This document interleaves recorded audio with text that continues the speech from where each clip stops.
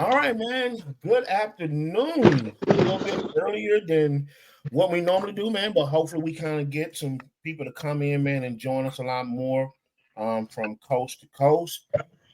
This is Unfiltered Kings podcast. I'm your host, James Hester. I do have two of my other three hosts that'll be joining us tonight. I'll let them introduce themselves first. Frankie, if you want to say what's up to the people. What's up, people? You know what it is. Hope y'all enjoying y'all day. All right, right. And last but not least, man, the only female on our crew, Miss Diana. Hi, good evening. Hope you guys had a good evening. Welcome to our first early live. So hopefully we have a lot of people that come in and tune in as we talk to you. Man, look, this is going to be an exciting one, man. Give a little time to kind of get some people in here, so to speak. But look, man, I want to get some breaking news, some great news, man. This is definitely a labor of love, but we definitely have some traction going. We want to share with the community. If you haven't seen it already on our page, we are now officially on Spotify, Spotify, Amazon Music, and iHeartRadio. Now that is a huge deal. So I'm hoping with some R5s and love and like buttons that's going on. But no, it's definitely been a long time coming. We are season 3. This is episode 3. And so now you can go back and watch season 1 and season 2 and even season 3 on there, even from last week. Like we lost Frankie, hopefully we'll get him back. And so, yeah, man, we're on Spotify now. You can just search Unfiltered King Podcast. We will be on Amazon Podcast, not Amazon, Apple. I keep getting them mixed up. Apple Podcast here probably in the next 2 weeks. But yeah, we feel that's a huge step in the right direction. And so if you don't catch it here on live, if you don't catch it on YouTube, don't worry. You'll always have it. It'll be up a day after the live recording where you can go back and catch the show. So please go out there, like us, share us, follow us, and actually listen. When it's all said and done, the like button alone doesn't. It does us good, but listening to it actually does a lot better. And so if you guys could celebrate us on that and really support us on that, we are greatly appreciated.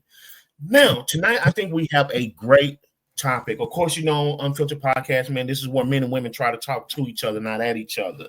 And so tonight's topic is, what's a woman's idea of safety and security? Man, is the thought process the same? Is it different? Do men and women look at it as the same? Where do some of these ideals come from, right? And are they healthy? Are they sustainable, right? And so we'll try to dive into it, and we won't try to put too much pressure on Diana. We definitely want to lend our voice with her being a female and kind of peer into the mind of women as a gender, and maybe it's something that we as men can sit back, learn from. Maybe it's something that we can add on to. So tonight's episode is a very, very important topic. Like I said, what's a woman's idea of safety and security? In a world where it's often unpredictable, we want to delve into the diverse perspectives and insight from women of all walks of life. And I think that's the thing that we sometimes find out. Sometimes we think things are so cookie cutter, but the reality is, we've talked about this a lot, you all on the podcast, background, culture, all these things kind of shape how we think. And so we just want to kind of understand from women what it is and what do they think safety and security is, and if there's more to it. So I'll just start off with Diana, of course, being the female representative here. When women, and of course you can't speak for all women at one time, but when the term safety and security is mentioned by women in general, what all does that cover? What all does that coincide? Let's start there. Yeah, so when we're talking about safety and security for a woman, and again, I can't speak for all, so how I perceive that to be is maybe three to four ways, right? So emotionally, mentally, physically, and then spiritually. So basically, all that encompasses, what allows a woman to kind of soften herself, trust that her partner, in a sense, is going to show up for her in all those ways. Obviously, not all at one time, right? We can't expect our partners to give us meet all those four things simultaneously. But as time goes on and as you communicate more with your partner and you learn your partner more, you can establish a baseline of what that looks like. On top of that, too, with men noting that they are providers, a lot of times they just all stop at financial, right? Not remembering that we also need to be covered mentally, physically, emotionally, and also spiritually as well. So that's kind of the baseline of what most women are looking for when they say, I want to feel safe and secure. It's basically that big umbrella of the provider, the protector, right? But under the umbrella, our safety and security comes from, our our emotional needs being met, our mental needs being met, our physical needs being met, and then spiritually. So under that umbrella, those are the things that we are looking for when we're talking about safety and security. As long as, some of those things are being met, I believe that a lot of women would feel more at home if, some of those needs were actually being met. So okay. So I think that gives us a good framework, right? And a good foundation. And Yeah, so yeah. what we're going to try to do is kind of slice this up, right? Because the reality is, we know we blessed to have Diana, but everybody don't think like Diana, right? You know what I'm saying? That's why she's the queen and the crew. Yes. But that definitely is a great platform, I think, in all actuality, right? But the reality is, do women really include those other components in the beginning? Because it was interesting you said some we as men, we're thought as protectors and things of that sort. So what I'm getting at is that if that is the reality, and it's definitely nuance, right? Like the things you said, emotional, spiritual, physical things of that sort. Right. Then why does it sometimes come across like it really is about finances, and really those other things come across like they're a far second, even if they're wanted at all. Like I'll say this and I'll turn it back over to you. Even if it means compromising those other things, that they're really not. I'll put up with not having those things if the money there, because I think from there, then we as men can kind of talk about how we connect in, maybe in a healthy or unhealthy way, by being a false sense of support by placating that. Does that make sense? Mm-hmm. If you could talk a little bit about that, Donna, and again, it doesn't necessarily have to be you, but just pretty much as your experience as a woman in general. Why is it that there are times where it seems like quite frankly, the finances is the end all be all, So I just want to make sure I'm hearing you correctly. Are you asking that the financial is the end all be all for the women, or in the man for the man? In this case, I'm talking about the women, because you mentioned a lot of things that women in general look for. But there is a lot of reality, and I think some men, and again, y'all, to our audience, understand that we have context when we're having these conversations. We're not talking about the a-holes, crazy people. Like, right? You'll never satisfy them and understand them. What I'm talking about is a healthy man and a healthy woman from whatever background. There does seem to come across a perception that those other components you asked for is either not as important or not important at all over financing. And so that's what I'm Okay. trying to share the conversation. How is the expectation greater than the reality? So that could kind of just be based off of how someone was raised, right? So a lot of times you have to look at how you were raised and what it looked like, um to kind of formulate, what you would need when when you become an adult and you branch out and have your person.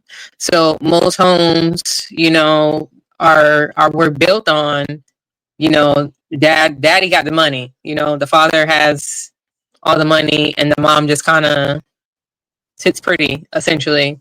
So Mm-hmm. depending on the background that a person comes from, the environment that they were raised in will dictate what would become most important to them when they became an adult.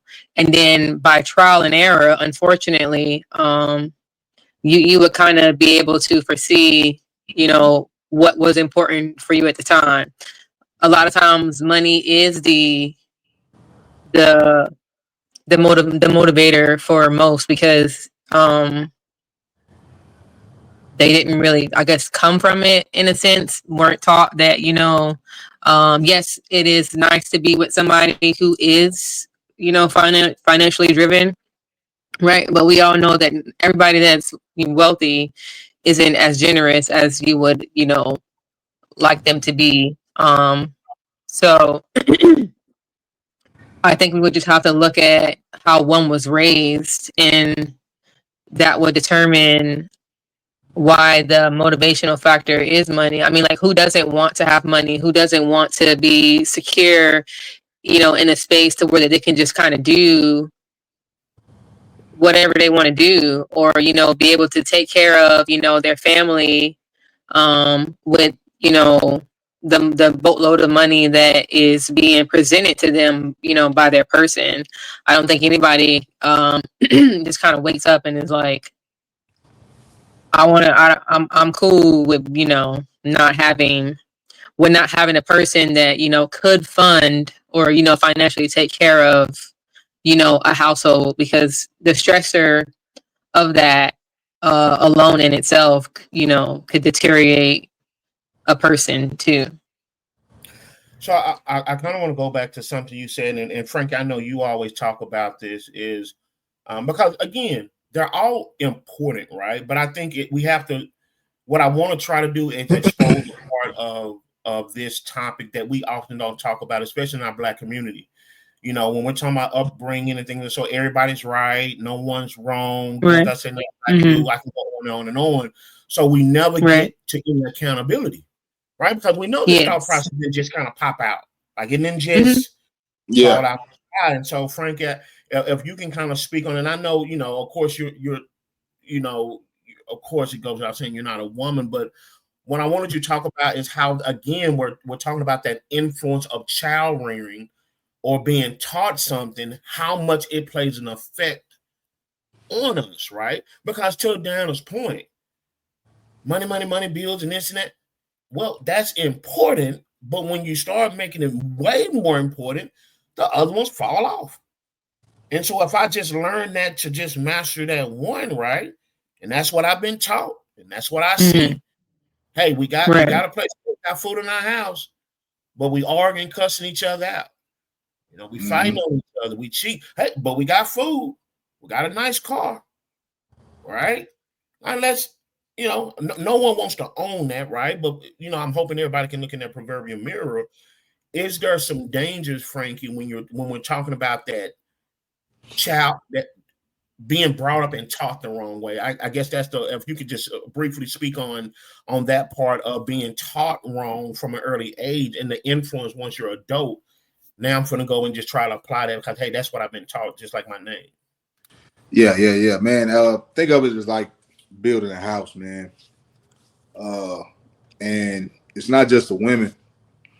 It's sometimes it's how men were taught too, or what they seen or perceived through the relationship of their parents or whoever they coveted in that, has these two have a good relationship. So You know, that's what we tend to do. We talked about this last episode, Diane, I believe. It's like finding what you think of a good relationship role model type figure is, you know. So we look at these things, but the ground floor when you're building this house is always going to be what? Money, stability. Right. Money buys you food, nourishment, shelter. It has a plethora of uses, so that's why most people tend to make that the ground floor. Now then you start building, you put your foundation down, and you start building your house and everything else around it. Now you can go with cheap labor or what they call building grade quality stuff, you know, because that's what happens when you start building up a whole neighborhood of houses. You don't tend to get good quality stuff. You get builder grade stuff because you got 6, 7, 8 more houses to build. You know what I'm saying? So let's look at it like this. Go ahead. Yeah, let's look at it like this. So now you got the house built. Foundation was there to begin with because that's the first thing you need. So money. That's what you built your foundation on. Now, you know, you 5, 6 years in that house, you know, suddenly you'll see a little stress fracture line in the wall or something. You get that patched up. You know, some of the piping is getting old, so you got to patch that up. Something wrong with the sink, you got to patch that up. Not knowing that if you don't take care of this foundation too, you know, that causes all the small stuff that's happening to your house. So rain's going down there, you know, other stuff, weather, plethora of stuff, man, that leaky pipe that's at the bottom of there. All this stuff causes the foundation to deteriorate and brittle over time. And while you're patching up stuff in that house, you keep forgetting about this foundation. And that lets you know that your foundation was built faulty. So that belief of money should be the foundation sometimes doesn't work for those relationships because it's steady deteriorating at everything else, which makes little stuff happen in front of you where you're not seeing the bigger picture of what's happening from your foundation, if that makes any sense. And you know, I kind of like the example that you gave, and I want to kind of hone it back in for our audience because here's my thing. Even if you're looking at that example of a house building, yeah, it takes finances, but are you even placing the finances in the correct place, right?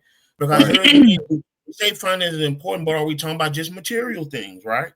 How many of us go through things that affects a relationship? Do we make mental wellness important? Do we invest resources in getting help here to even be compatible with the person, right? Or are we just talking about resources just for the material things?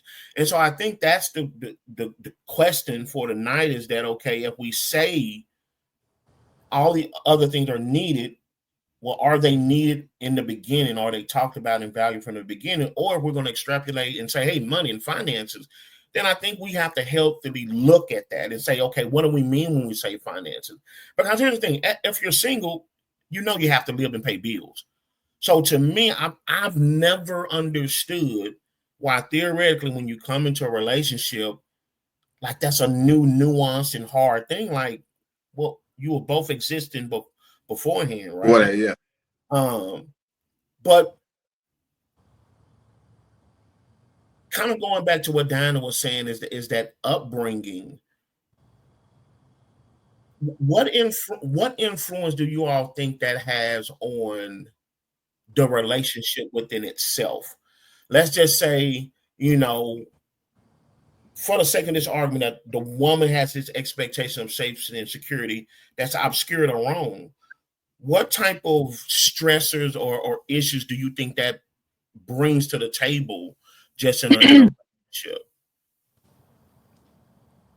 You're asking what type of stress they would bring for the woman who wants safety and security? Well, when it's not understood or conveyed the correct way, like when the correct expectation and understanding of what that means is not conveyed. So in other words, let's just say you have one where it's all about money. It was all about material things with me. Like that rest of those things wouldn't do. What type of stress, just off the top of your head, do you think that just puts on a potential healthy relationship that you want to be healthy in?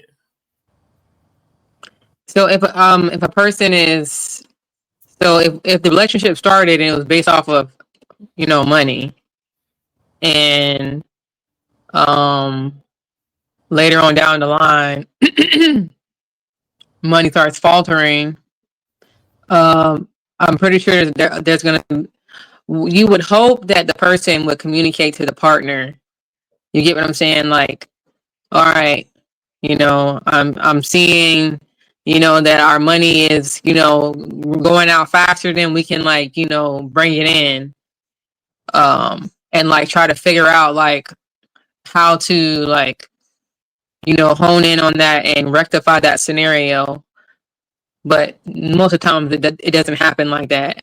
People Right. just start lashing out and, just kind of, belittling the partner, or a lot of resentment starts to build. And now we're looking at other places and other things to fulfill what is being lacked in our relationship, because we didn't take the time to 100% communicate appropriately to our partner, on both ends, in that scenario, because one partner could have been the breadwinner, right?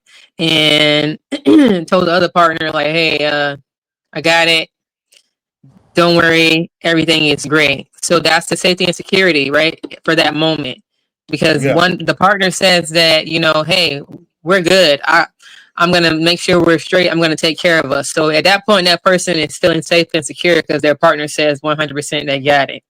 Next thing you know, the partner loses their job. God forbid, right? Job gone. Now, money is tight. So now that safety and security that you told that person that they were gonna have, now it's starting to diminish because you're not keeping up. Unfortunately, your end of the bargain, because you told me from day one that, what I'm saying, you got it. I don't have to worry about X, Y, and Z. So I'm over here thinking that, my safety and security is great. But where the partner that trusted the breadwinner for the safety and security faltered at is there was no safety net. Yeah. So I think in those two places, that's where I'm trying to get in the conversation, because a lot of times people might ask, well, does safety security, right? Like, people start to defend these things as if the conversation saying they're not important. That's not what's being said.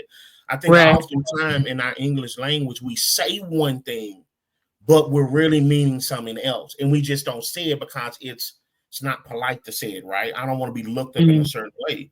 And so, to your point, when we're talking about the dynamics of how it can affect a relationship or erode a relationship between men and women, it sits unfair expectations. Because let's be honest, even on your job or anywhere else, and even in your own personal budget, right? Let's just say if you were single and you lose your job, you don't quit having safety and security. You downsize. Things get tight, but you don't throw yourself away. You don't become the problem, right? Sometimes. It doesn't mean you need to go sit on the couch if that's the case. No, but let's be honest. Sometimes it feels that way. But the point that I'm trying to make, I think sometimes we put that one so far up on the mountain that we don't realize when it's affected. It only feels a lot more detrimental because we got it so far up from the other one. Because think about something you said down from an emotional standpoint. We always talk about emotional intelligence. Well, if you put that there along with the finances, I'm just giving this for example. Well, now there's more understanding. You also got to understand too. It's up there on the mountain, but think about, like, back in the day, what your parents used to say: is it a want or a need? Now, I think when in relationships, the need part gets confused. Well, no, the want part gets confused because when you go in a relationship, it's things that you want. When as men, when we look at certain females, it's things that they want. They want probably like a fur coat. They want diamond earrings. They want a nice car, Benz or whatever the latest car. They want to see you in these things, but do you need it? Is that what you need? Is that what the relationship needs? Things like okay, if I'm providing, me and my wife have kids, this, that, so I need a house. I need shelter. Okay, I got a family. I need food. Bam. Okay, with this family, I need to clothe my family and keep the house in order and fixed. Bam. Now, where we get misconstrued are those wants. Okay, yeah, we need clothing, but yeah, we want Gucci, Fendi, Prada. We want Nike, Adidas, and whatever.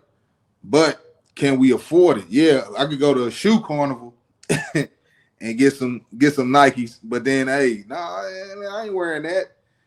I mean, this goes with your kids too. You know, they feel like I'm gonna get clown. We're gonna get clown. It's gonna be like this. It's gonna be like that. Well, I can't get you that Benz, baby, but I can get us a minivan, or you know, I could put you in a Kia. What I look like pulling up in the Kia, blah blah blah, da, da, da, da, da. Then you know, and this is where the infighting comes in, because now we're going separate paths. Instead of focusing on the needs, it's more of what the wants are, and that's why money can be a finicky. Money and finance can be a finicky thing in this thing that we call relationship. But what I'm still trying to do, and I appreciate you guys hanging in there with me. Notice still we're just talking about money, because from the onset, it's more than that, right? It's the emotional fulfillment. So notice how much energy, and I'm glad we're not scripted, we're being real, but notice we're getting into the nuances still on one topic. Yeah, not which real. which to me shows we subconsciously put more over there. And maybe if we held them all of the same, because what I was saying, if if Dana's emotional well-being is just important for her safety and security, right? Then even when I lose a job, before we're talking about downsizing, different clothing lines, things of that sort, if I can't provide her the emotional stability of allowing her to tell me how she feels, and she allows me to tell her, hey, babe, this is what's going on right here. Hey, here are some things we're going to have to tighten up. Then it don't matter anyway, right? Mm-hmm. It's just about the one point, which we all go through things. So unless we can guarantee that, hey, we're going to be balling forever, here's the point. Why don't these other parts ever come up in the conversation? Even to the point where it's like the finances seem like, and even in your illustration, they dominate these other parts, right? Yeah. Even from a physical standpoint, you know, if you love someone, let's just say if they, God forbid, get injured or whatnot, physical disability or whatever, you quit loving them. Yeah, it's gonna be tight, but you mean you really going to be concerned about that person's well-being, or well, it's the finance, well, it's a little bit too much. Now it's on the hourglass. So I guess that's my thing. Why do you think we put so much emphasis on one aspect when we're saying, and again, we're still talking from a woman's standpoint, because I think this is going to help expose something in us men. That's why I'm still here. If the reality of it is all these things are important, why do you think it's so easy to default again just on the finance, and we can understand it and drill down into that and not the other components? Because love doesn't pay the bills. There you go. There you go. Yeah. And see, and even in that statement, that's so unfortunate, but that's a whole nother podcast, because to me, it shows that we've lost the value and meaning of what love is.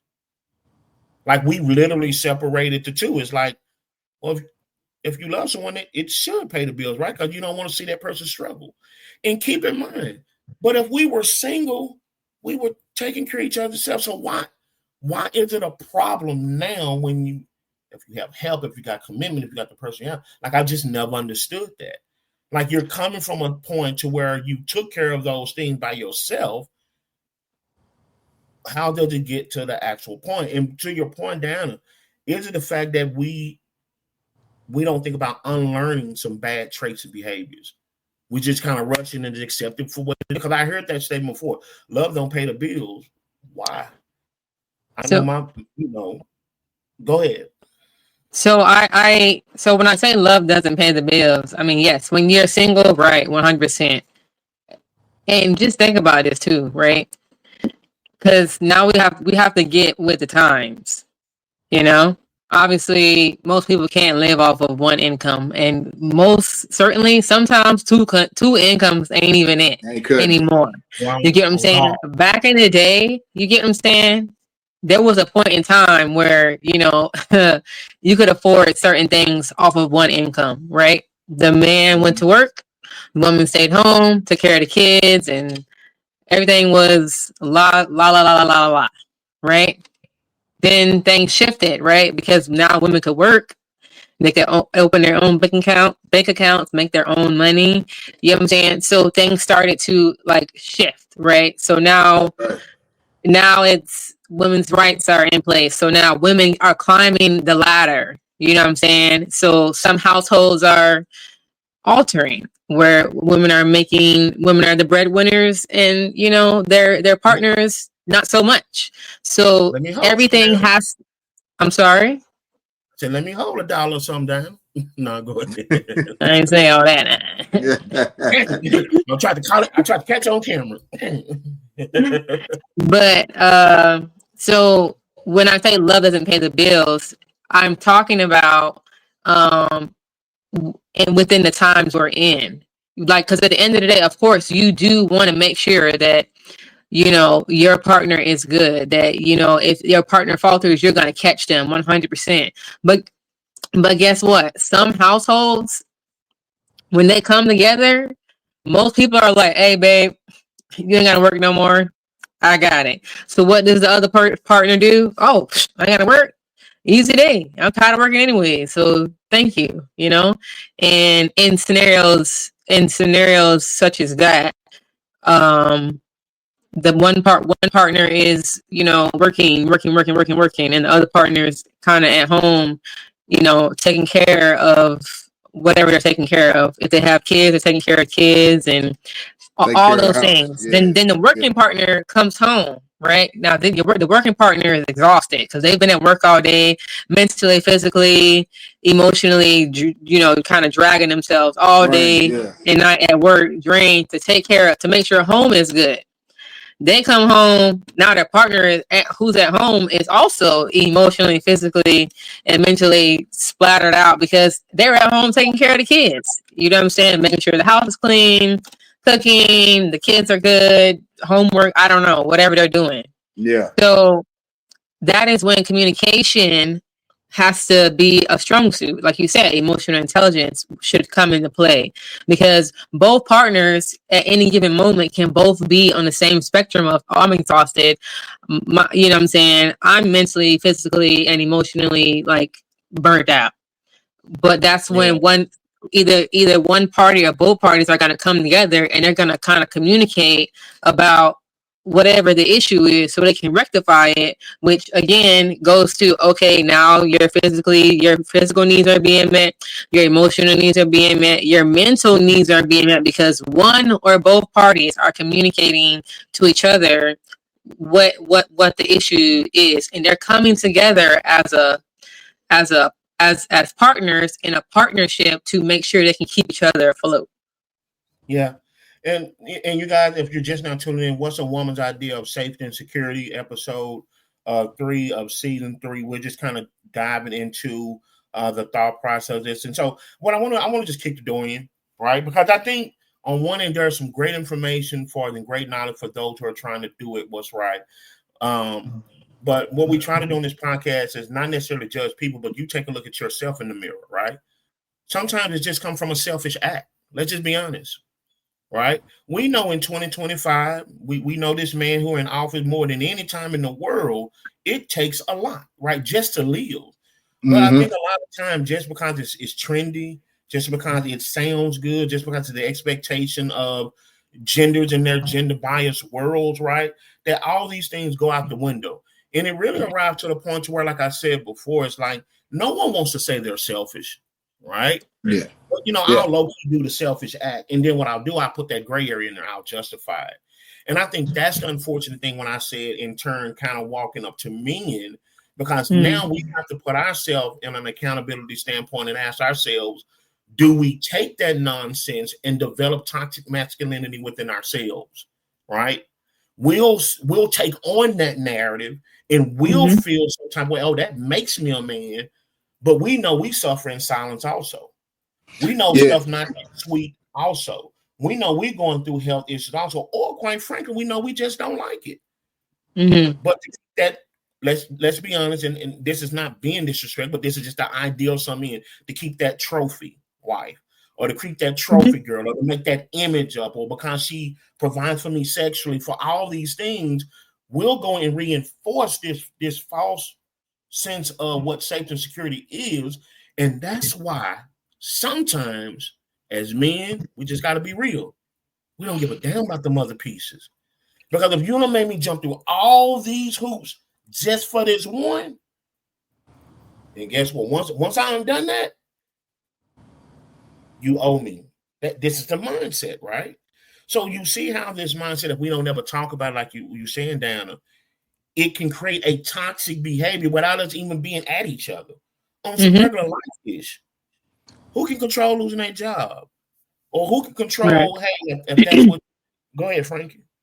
No, hey, we talked about this the other day, Jay, when we was watching the news, man. And it's just like that, man. You only see the wins, or you only see what you're successful in.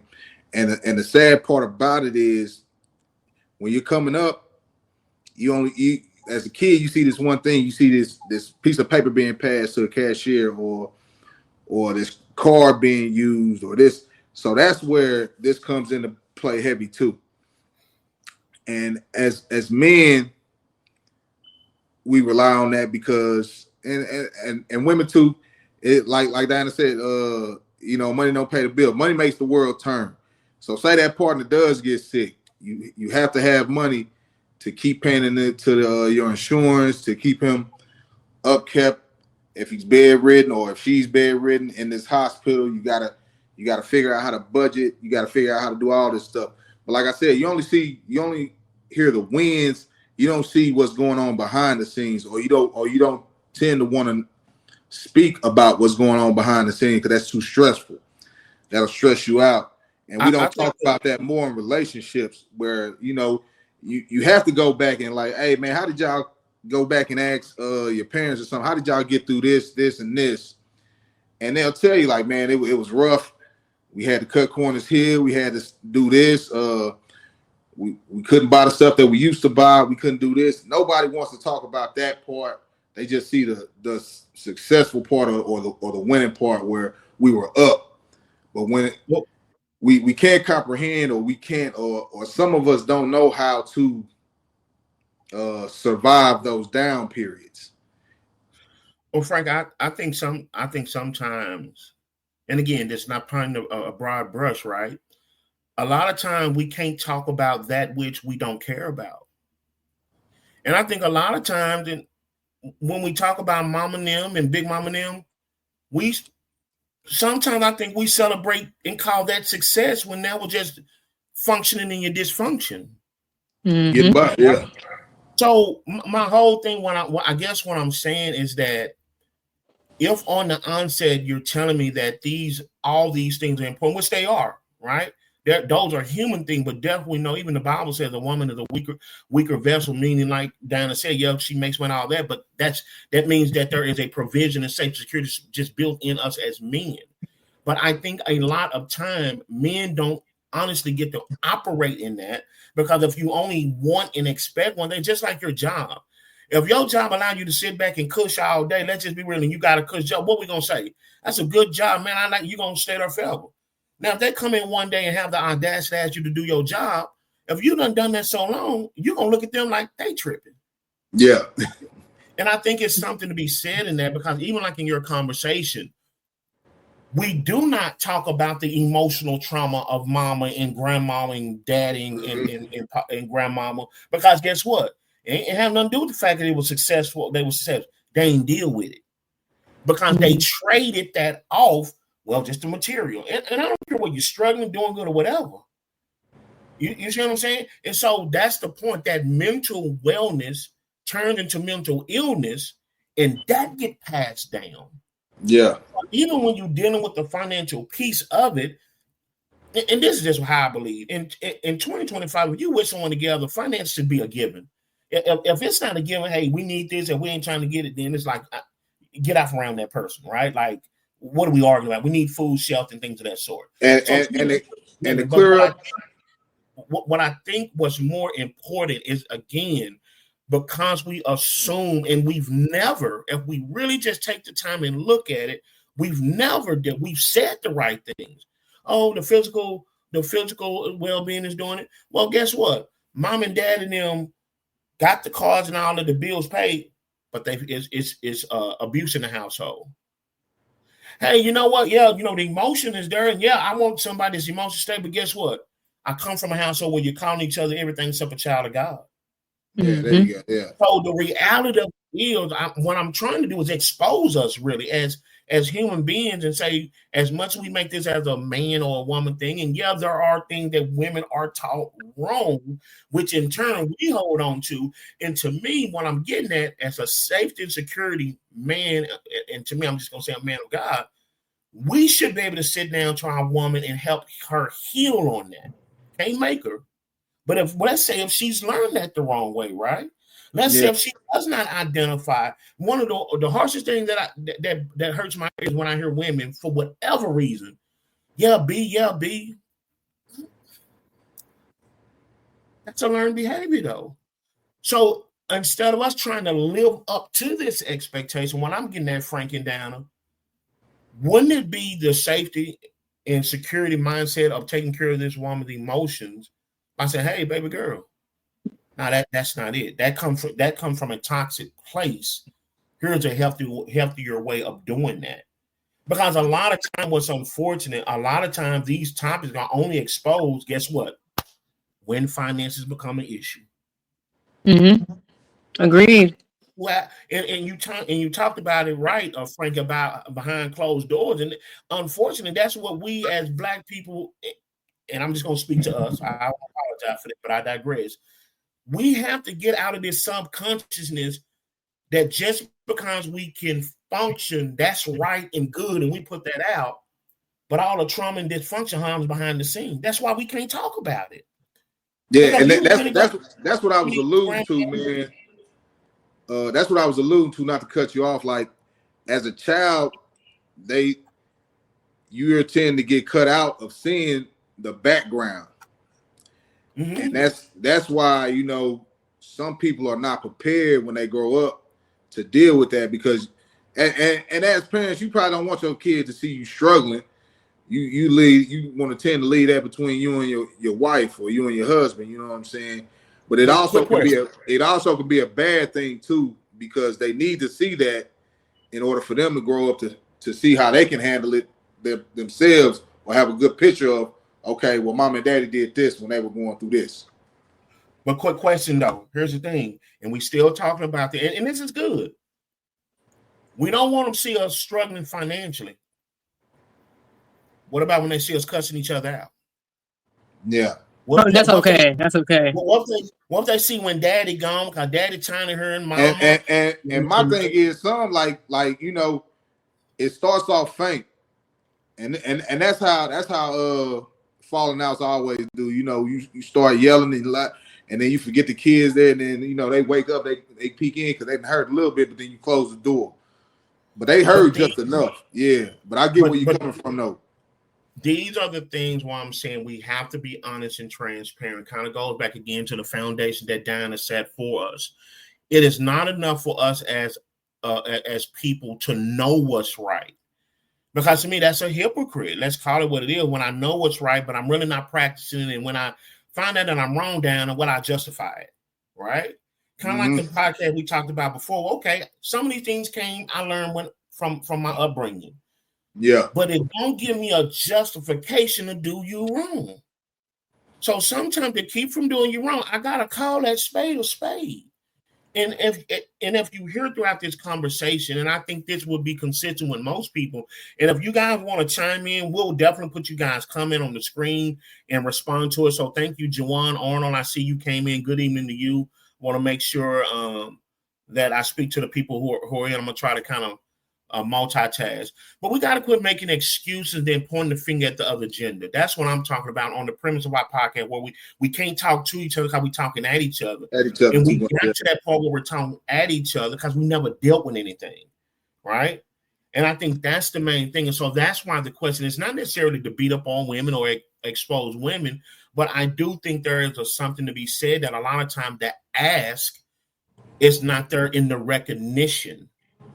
The ask is just what I've been taught to say, but in reality, I've made this the only need. Well, no, that's needed in this word. That goes without saying. But look at all these other places that I think that we don't realize, that physical, that emotional, even the spiritual, right? Sometimes we'll just take that out the way just because we don't want to have any accountability. We want to do what we want to do, right? And I think in turn, that's what puts men in a position to where we start believing and buying into this toxic masculinity.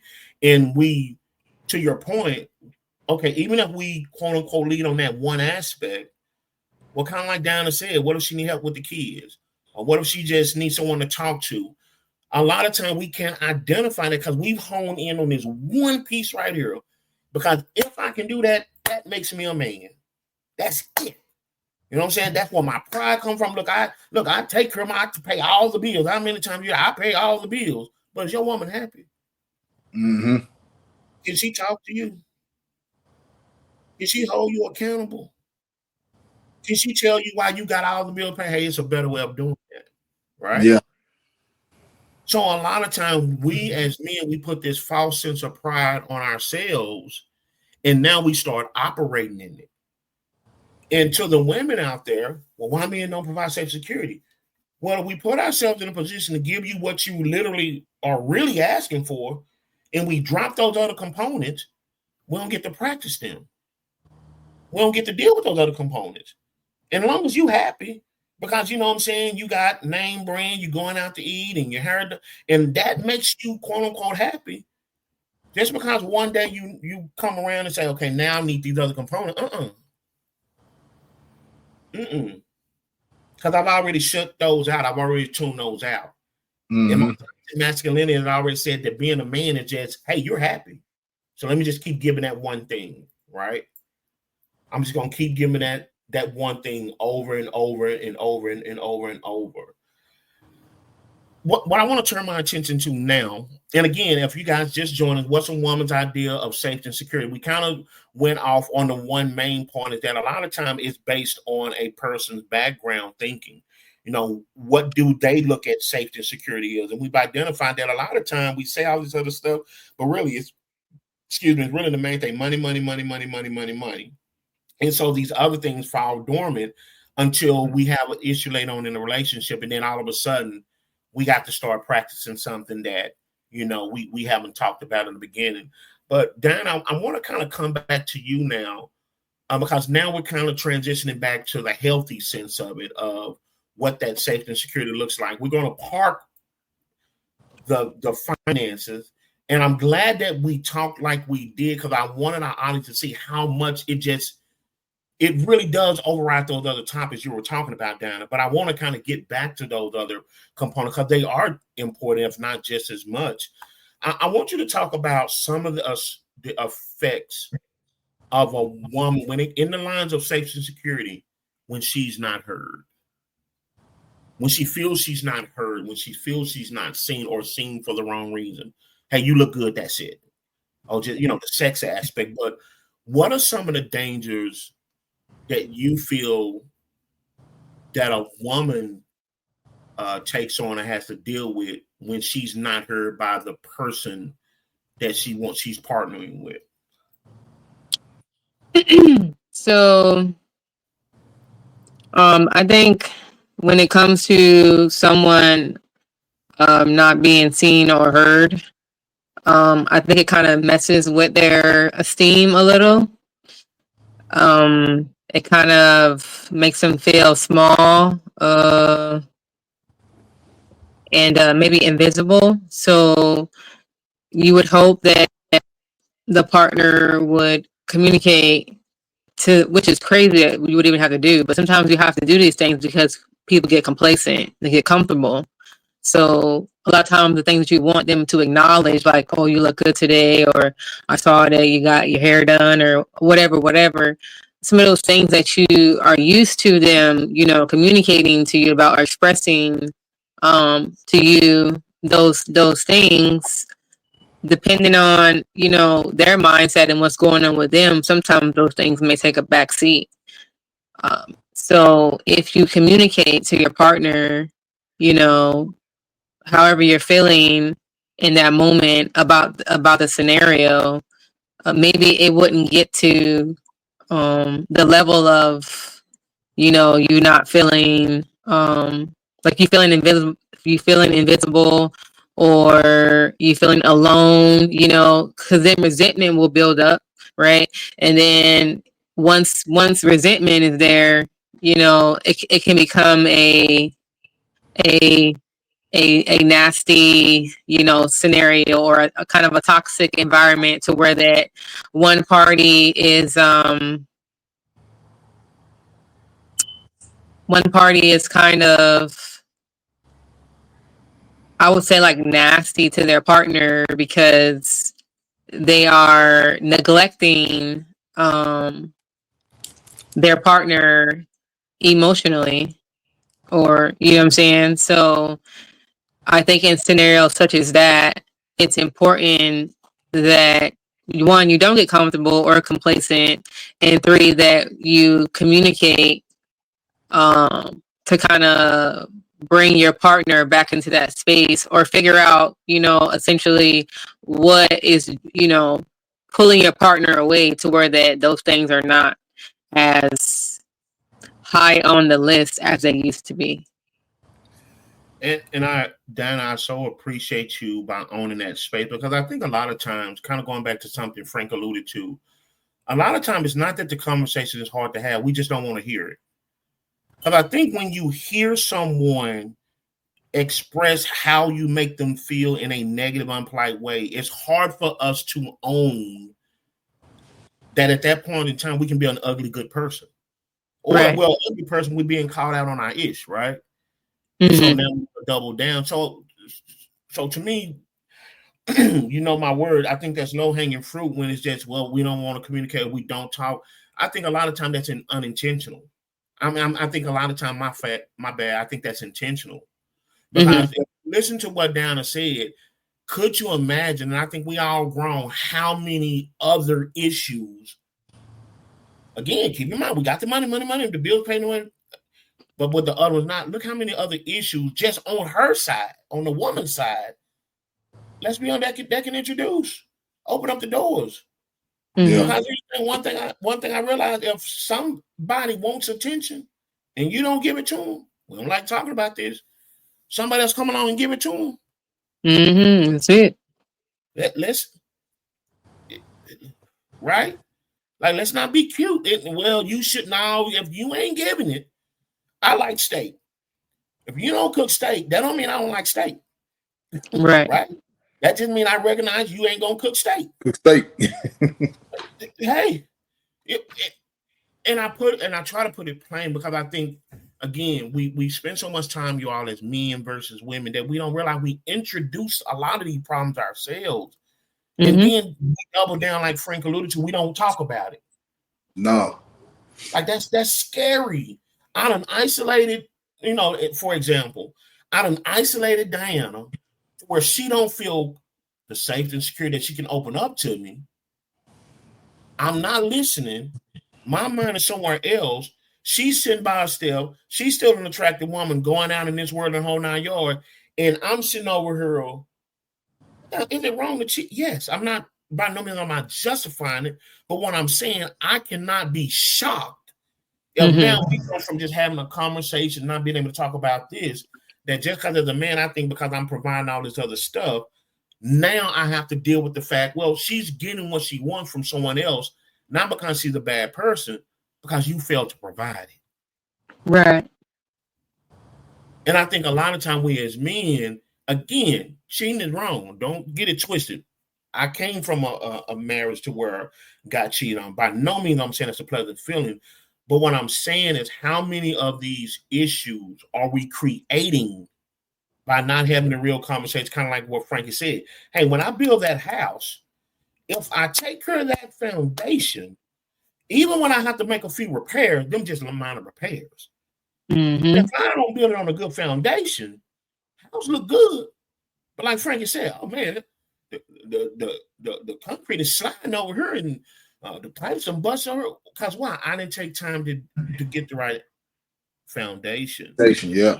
I was having brunch today, and long story short, this waitress, she was a 20-year-old lady, and she was just talking about whether she wants to be married, but her friends are pressing her into she should be dating people because she's young, she's 20 years old, and she will hold 9 yards. The point that I want to pull out of that is a lot of time we have these expectations, but we don't ask ourselves, where do we learn it?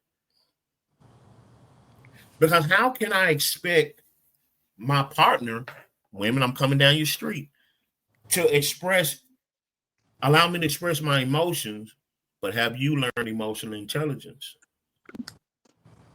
Men, how can you really say there's safety, security, and other aspects like the physical or like the emotion? Have you learned emotional intelligence? Or do we often do what we usually do? I want Diana to express her emotions like I express mine. Then I'm going to get pissed off because I'm not expressing my emotions like hers. And she sees the fact that I'm trying to change her into me. Who going to step back and, hey, let's learn this stuff, right? Yeah, reevaluate. Yeah. Yeah, so I think that's another thing. We have these expectations. This sounds good. Did we learn it for ourselves? Keep it a buck. Were you providing for yourself? Did you have conflict resolution when you were single? Or did you run for everything? Again, we talk about mom and dad and big mom and them, like Frankie said. We wasn't there to know what was behind the scene. Sometimes they didn't really deal. They just dropped it. Oh, well, I'll just go along. Because they believe in staying together more than how we throw people away these days. That don't mean they dealt with it in a healthy way, right? And so I appreciate you, down about opening up and talking about how some of this feeling of security, right? We're using the word, but everything doesn't just wrap your mind around just that material thing. And I want men and women to hear, man, we cannot keep priding ourselves on the fact that we can just do material. Because even if we can, watch this, Frankie, it's fool's gold. Because how often do you and I talk about some real stuff we going through in life that, man, it don't have nothing to do with money, but remember in the group text, me, you, my brother, and my son, we all put in there, and I asked the question, what are some of our greatest fears? Greatest fears, yeah. From my son at 22 all the way up to probably Carlos, all of us put fear of failure or not being able to provide. Not being able to provide, yep. Think about that. 22-year-old, my son is 22-year-old sophomore in Angelo State. But he's already formulated this sense of being a man is equivalent to providing. But even for self, just the material. Well, wait a minute. Make sure you take care of yourself emotionally also. What about your physical self? Are you keeping yourself in shape, right? So I think we have to put a premium back on actually, are we learning these things that we say that we actually want in life? How do we kind of talked about some of the pros and cons, right? How we sometimes diminish some of these things when it comes to safety security. Diana, if I can, and again, we're still picking your brain, how how can we as men partner with women to create that more inclusive, safe environment? How do we do that? That's a little princess. She might have Yeah, something to you say. heard her. Yeah. Hey, let me find out. You over there training the bomb say That was like I was hoping you ignored that. if down to no on the screen behind the screen. If the prince has something to say, she's overridden. But how do we get to that point? You know, we've talked about some things on both ends that I think we do better. Some of it's intentional, and again, y'all, we don't have the space on Unfiltered Kings podcast to talk about the dumb ish. As men, how can we create a more all inclusive, safe place for you all as women?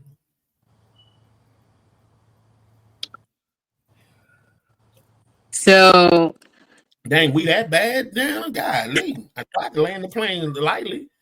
She's like, where do you want me to start? Wait a minute. no. Hey, be glad that hand didn't come up and... Right. Well, first of all, oh my God. And I know that is a loaded question, but just any particular place that you feel. Yeah, so I believe that part of it is, I think men just need to understand themselves, and kind of what that looks like for them, in order for them to kind of formulate what they want it to be for their partner. Because if he can only see as far as in front of him, you get what I'm saying, then how is he going to surpass to see, to bring it to me? So, and that comes from going to therapy. I always recommend people going to therapy. I think therapy is very, very, very important for all walks of life, at whatever level, you see fit. But you have to know yourself, you know what I'm saying, in order to kind of, bring that to your partner. So, and then communication is going to be key in literally everything. I think that's part of it. Just a lot of times not knowing what to communicate or how to communicate can kind of alter, being a safe space for women, being that security for a woman. Because a lot of times it does equate to how much you can provide, but not just financially. You get what I'm saying? That's why I keep alluding to how I look at the umbrella. It's just not financial. You know what I'm saying? You have to show up in other ways. The safety and security is all up under that umbrella as well. And I think because it's taught that, as long as you got money, they'll keep coming. You get what I'm saying? Which in a sense is it could be very much true, but what you're gonna get is not essentially what you need. Because their own. I'm sorry, but what I was saying, I think you are correct. I think money and resources only hide it or mask it. Or right. strings it along. It doesn't resolve. It doesn't take it away. It just, you don't have to deal with it as quick as probably someone who doesn't have as much, right? Correct. Yeah, because no, go ahead. Because if that's what you're leading with, you get what I'm saying, then of course you're gonna get a bunch of bad catches. And if that's what you're dangling, and somebody who doesn't necessarily have, what I'm saying, what you have, then of course they're going to want to take it. And then, kind of drown you in that. But what do you do when you have somebody who equals that to you? You know what I'm saying? That's when you 100% have to bring those other things to fruition, because now we both have that provider, that financial umbrella. Now, so now that we both have that umbrella, now I need those other things. I want to see where you are emotionally. I want to see where you are mentally. I want to see where you are physically. How healthy are you for me if we're equal on that level? Those other things, they're gonna have to show up, because you can't just say, "Hey, I have money," because now the woman's like, "Huh, guess what? I got it too." So what? So now what? Yeah. Yeah. So where are we now? Because you know what I'm saying, we're both, you know, so I guess that's the other part to it. When you don't have it, of course it's gonna bring people who want it, but when you both have it, now what? And let me speak to that also, man. And you made some excellent points, because I think we talked about this podcast before last, how in this world it's just so quick to throw people away. Do we stop to realize that sometimes we could be thrown away? And again, we know some knuckleheads out there, they should have been gone like yesterday's newspaper. Yeah. But do we sometimes realize that we could potentially be throwing away some damn good people? Only because the puzzle wasn't put together when we met, which the whole goal is to put the puzzle together, but I digress. We are throwing good people away, and I think that's why it's harder to find good people. We're throwing good people away in this proverbial trash heap, and everybody becomes damaged and damaged to the point where now, and I hear people say this, it's like I got to dig through the rubble of hurt people and see who's been hurt the least, and like, man, we throw people away so quickly. And I think, again, y'all, because we don't want to talk about this stuff. Like, it has gotten popular these days for us to not be intelligent, to not have conversations. We have to laugh and joke and be entertained all the time, right? And so in this mentality, we don't get to learn emotional intelligence, Frankie. Yeah, we've been through that. Yeah, we grew up, and yeah, that happened to us. But something Donna said on one podcast, even when it stirs in our face where it's a fork in the road, lose a good person or get your ish together. Go get some help. Mm-hmm. It's just to castigate the person. Because I've settled in this mediocre mindset instead of wanting to learn. And I think that's the thing. Everybody in relationship these days want to show up. They don't want to. They don't want to go through tough times. That's the We're thing. good. No, even boy, that's true right there. But all of us, we want to show up. I know everything. See, I've dealt with emotion and emotion. I know how it is and things that sort. Let's. Juwan put something. Juwan on the man. Thank you for joining us, man. He said, men and women are looking for. There you go, man. Come on, man. Come in the room looking for finished products rather than work through those conversations that need to be had. Let's let that stay there for a minute. That's the point. And we live in this age of social media, a real man, a real woman. Who's perfect? See, Frankie, that's my problem with all due respect. When thinking mom and dad and grandma and them, no, they did their thing. We thankful and we ain't taking nothing from them. But we don't know behind the scene that everything went sweet and gravy. Whether they hid it from us, whether we just didn't see it, whether we were too young. But where is this assumption that we want a perfect product? I'm going to tell you real as a man, if I'm perfect before I met you, I don't need you. What? So that sound ugly, do it. But no, if you want me to have everything together, cross my T's, dot my, what do I need you for again? Yeah. See what I'm saying? So, Juwan, excellent point, man. Maybe we should change that mentality and allow each other grace, like Dana alluded to. Hey, do we get to talk about, hey, you know what, I probably learned this wrong. Mm-hmm. You know, it is probably something, Frankie. We said with my homeboy, man, what if I just don't have the money? See, we don't talk about that. Right. What if that's just not my reality? Somebody got to clean the floors at McDonald's. That mean I can't be a good mate. That mean I can't be a good husband. I can't be a good wife. Yeah. That Not real talk, man. Go to the McDonald's CEO. See, why do we talk about that? Because no one wants to see themselves down there like that. And low key, let's be real in our community. That's not a good mate, down. And we keep it in the buck. I'm too good for. Remember the bus driver one we had, Frankie? Yeah. See, we miss out on good people, not realizing that the goal is what Juwan is talking about. If we realize we're not finished product, but you know what? I pour a little bit in you, you pour a little bit in me.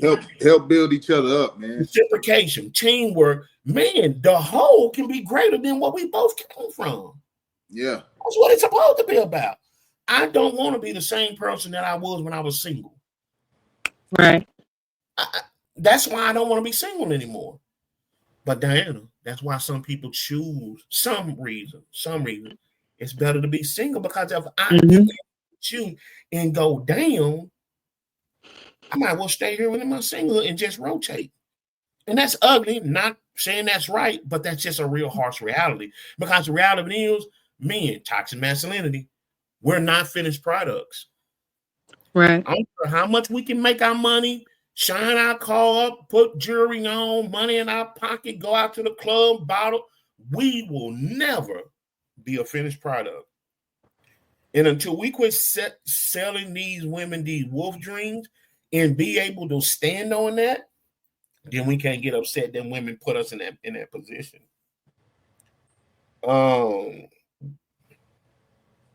So a great point, Juwan. We're all works in progress, and I think that should open our mind up to say, how can I better be? Like Donna said, and what does it sound like? Emotion intelligence. What's the first pillar? Self-awareness. How can I make myself better? Because I'm hoping if you really want to rock with me and you see me improving and you see me doing my thing, getting better, you'll want to partner with me.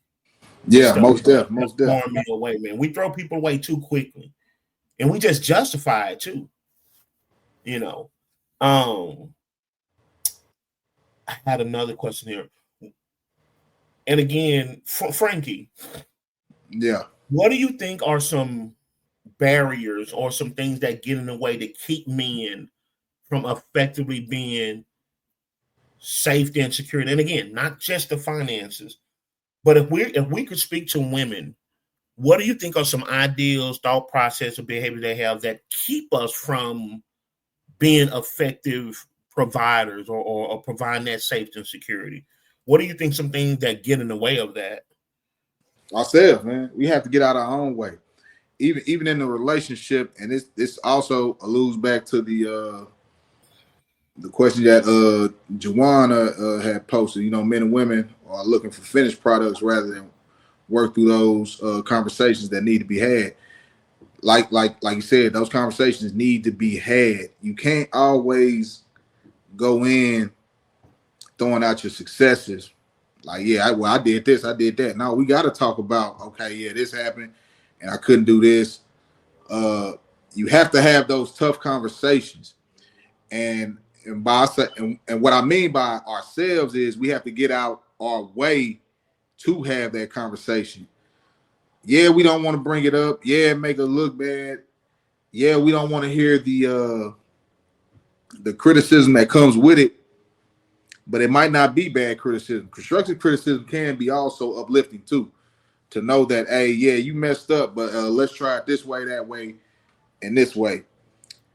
Instead of thinking that we're always gonna get bashed, like, yeah, you screwed up, yeah, it's your fault, this is that. That's gonna come with it too, but you still have to be able to communicate these things. I told my girl, a long time ago, I said, yeah, it ain't gonna be, all sunshine and rainbows. We're gonna have tough times, we're gonna get into arguments, we're gonna do that. But it's how we bounce back and get out those rough patches. That's really gonna, keep us together. Because you're gonna go through them. In a relationship, you're gonna go through them. But you have to be able to conversate, go through those tough spells, even have those arguments. Hopefully they don't get too far out of hand where you can both come back and say, yeah, it was like this, like that, and like this. So let's move on forward from this. You know what I'm saying? Yeah. But they have to be had, and we also have to step out our own way and our own insecurities and speak, instead of being afraid or scared of what the outcome will be, whether it be losing that loved one or and what I mean by losing, like separation, or if y'all can get through it and come out the storm even stronger. And you know what? You brought up something, and if I could use this part of the podcast, to talk directly to the women. Women, quit equating us being a real man or a man based on what's in our pockets. If you hear something over and over, and by no means am I taking the responsibility off us men, because we have to quit thinking that what makes us a man is what's in our pockets. But that fear that Frankie talked about, I don't think we get a space to talk about that enough, right? Because it's embarrassing, right? You put out or what have you when you're struggling, you're going through, and your worth as a man is based on your limitations, right? So now it's not about being into you and seeing you as you're now being compared. No man likes going through that, right? And so I think in order to bring some of these conversations to the forefront, as Diana and Frankie alluded to, we have to have some ask on both sides. Again, conversation to each other instead of at each other. No man wants to open up about something that personal when he's being belittled. And that's what it is. He's being belittled, right? If you cannot own or understand that at some point in time, their life changes, life happens, like Dana alluded to, that it may mean to where that's one particular point of finance does not mean that I compromise my emotional protection of you, my spiritual protection of you, my physical protection of you. Sometimes that's just a transition in life. Most of us, when I lost a job, felt I had to go out with it and come back with it. Like, we know what that is in our singlehood again. So when we together, again, to use that gender bias to punish each other, I think that does contribute, Frankie, to what you allude to why men don't open up and have that conversation, Dana. And so now where you all want to have the conversation, and it's like you're at a stalemate. And so now that's when those other things, like Dana was talking about, those other issues kind of creep in. And before you know it, one little issue, 5-minute conversation could have been had. And now y'all can't stand each other. And I think that's when you're opening up the door of the relationship to a lot of risk. What bears our face? And one last thing, I think also, as far as barriers as men, I think something we as men don't talk about, and we actually have a podcast that's coming up, man, where we're going to talk about this more in detail, just as the fellas. I don't think we realize how much stress and how much health risk we put on ourselves trying to keep this image of this, I got this one aspect of it. We don't even give ourselves time, Frankie, sometime to be there for each other, ourselves emotionally. Be there for ourselves spiritually. High blood pressure, stroke, and heart attacks. You cannot provide true, all-inclusive safety and security for anyone if you cannot do it for yourself. Yeah. And I think that's a reality that's not to indict men. Hopefully that is to inspire us to continue to learn. And I hope it also allows women to give grace that they learn how to partner with that instead of more shooting it down, doing more harm than good. All right. Mm-hmm. You guys, we're going to stop right here. I want to make sure we have any other comments. Frank, if you can look through that for me. But we've been talking about a woman's idea of safety and security. We've identified that there are some healthy ways of thinking, but then there are some wrong ways that's been learned through upbringing that, for whatever reason, has been learned the wrong way. But the reality of it is that we can sit down and have real conversation where we're not knocking each other. And then, like Diana alluded to, if the intent is not long term, what are we doing anyway? Like if the whole idea is that when something happens and I don't get my way on her, what I heard, I'm out.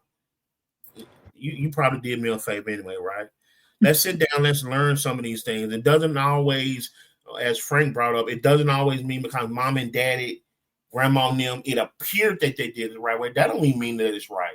That don't give us a licensure, if you will, to say, hey, I don't need help with that, Diana. No, let's explore that also. There's some things there, some traumas there that we probably didn't know. We want to thank you guys again for hanging in here with us. Thank you for tuning in. Keep in mind, you can see this full episode live on Spotify. You can listen to it on Amazon Music. You can also see it on our YouTube channel. It will always be there, I think up to 30 days on our Facebook page. You can also join us on Instagram. You guys get out and support us. We greatly appreciate it. Not just hitting the like button, but also following us, being engaged in the conversation. Jawan, thank you so much, man, for being a part of our community. Hopefully we said something that inspired you to come back and join us. But until then, man, look, we want to advise you guys, take care of each other. You know, I want to say this real quick. We know who's in office. You know, we don't talk about politics, but there are real things that are affecting real people. So where you can yell, cuss, and talk, man, sometimes use some grace, man. People are going through. And even if there are people in your household or in your families, man, that used to be good, check on these people a little bit more, man. It's some real things out here. And so I wanted to share that with you all. Thank you so much, Diana, for owning the position of speaking on behalf of women from a positive standpoint, and also some of those ways where we can just learn and get better. It's not a bad thing. Right? And then, Frankie, always, man, thank you for having conversations like we probably going to have right now, but then also lending our voice to helping. Let's put some accountability in there with it too.